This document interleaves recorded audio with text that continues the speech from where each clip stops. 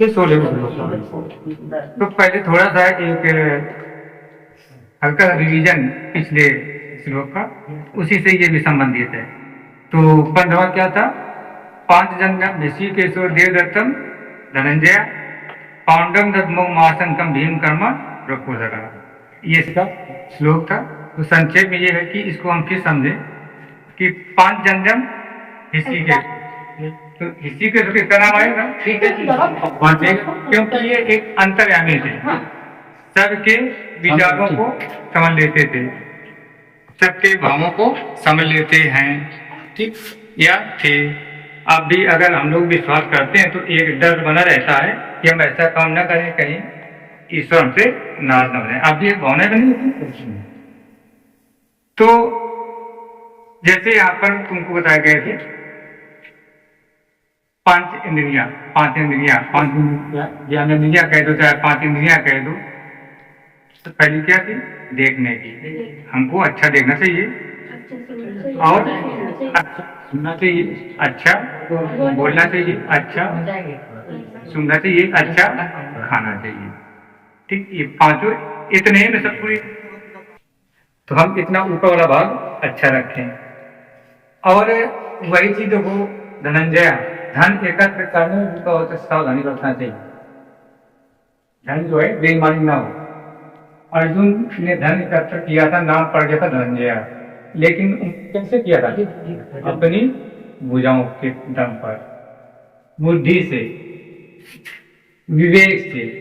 ये नहीं कि चोरी कर ले, किसी का अपहरण कर ले और या बेईमानी से धन किसी का हमें इकट्ठा कर ले, या हम कहीं से क्या ले लें, रिश्वत ले लें। ऐसा तो नहीं दिया था उन्होंने। अपनी भुजाओं के ताकत पर धन, किसके लिए? राष्ट्रीय यज्ञ। और राष्ट्रीय यज्ञ क्या था? सब समाज के लिए, पूरे सबके लिए था। तो इस प्रकार से हमको धन एकत्र करना है। इसलिए कहा भी गया है कि जैसा खाएंगे अन्न वैसा होगा मन, और जैसा होगा मन वैसे होंगे कर्म। और करना का तो पूरा खेल है।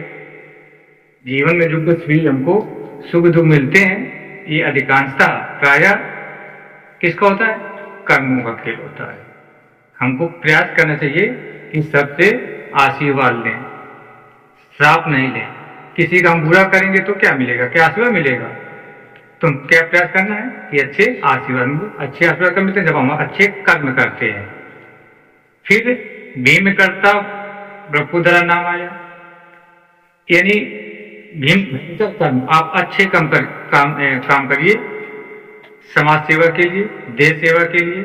जैसे काम और वासना, उनसे दूर रहें, और क्रोध और ईर्ष्या से दूर रहें, और लोभ से दूर रहें।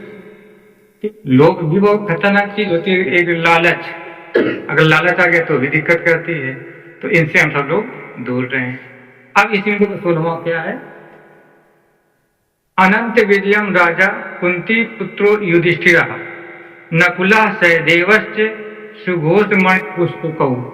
अब यहाँ पर उल्लेख आया है 16वें श्लोक में कि युधिष्ठिर ने अनंत विजय नाम का शंख बजाया था। युधिष्ठिर ने अनंत विजय। नकुलः सहदेवश्च सुघोषमणि पुष्पकौ, नकुल ने सुघोष नाम का शंख बजाया, सहदेव ने मणि पुष्पक नाम का शंख बजाया। अब यहाँ पर पांडवों के शंखों की चर्चा हो रही है। अब यहाँ पे देखो एक चीज और आ गया है कि जब युद्ध हो रहा था तो उस समय पांडव या की विषय कुछ जानकारी। युद्ध तो किस लिए युद्ध हुआ था? भूमि के लिए तो युद्ध हो रहा था, देश के लिए। लेकिन फिर भी यहाँ पे क्या आ गया है? राजा शब्द आ गया। राजा इसलिए आए, संजय बता रहे किससे? संजय जो है पांडव के पक्ष में रहते थे, क्योंकि पांडव चलते थे किसके पक्ष में? सत्य के पक्ष में। और जो कौरव थे वो चलते थे असत्य के पक्ष में। तो यहाँ पे संजय संकेत करना चाहते हैं कि आगे चलकर भविष्य में धर्मराज युधिष्ठिर ही संपूर्ण पृथ्वी मंडल के राजा होंगे। ये संजय पहले से विचार कर चुके थे, इसीलिए उन्होंने क्या बोल दिया है, युधिष्ठिर को राजा। और यहाँ पर अब फिर प्रश्न आ रहा है कि कुंती पुत्रो युधिष्ठिरा, पान पुत्र नहीं कहा गया,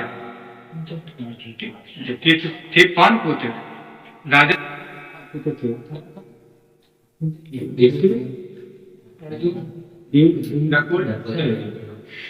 लेकिन अब यहाँ पर ये कुंती पुत्र तीन थे। कौन कौन?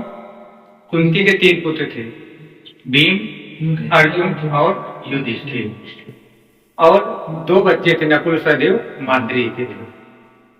इसे यहाँ पे बड़े होने के नाते और राजा होने के नाते यहाँ पे क्या बोल दिया, कुंती युधिष्ठिर।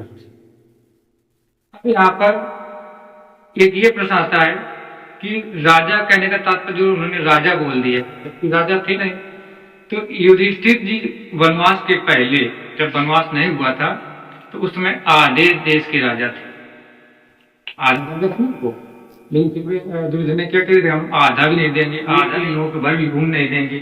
तब ये युद्ध प्रारंभ हुआ। और राजा कहाँ के थे? इंद्रप्रस्थ के थे।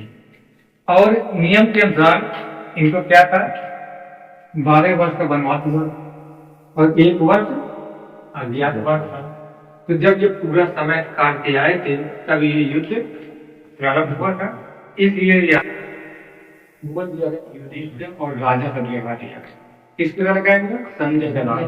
ये नहीं, क्योंकि संजय को पहले से आवाज था। जो ज्ञाता लोग होते हैं, बुद्धिजीवी लोग होते हैं, वो पहले से, इसलिए अभी कभी कभी होता है ना, भविष्यवाणी हो जाती है कि 27 तारीख को पानी बरस होगा, 3 दिन पहले घोषणा हो गई थी 27 और 28 को पानी बस नहीं पाता।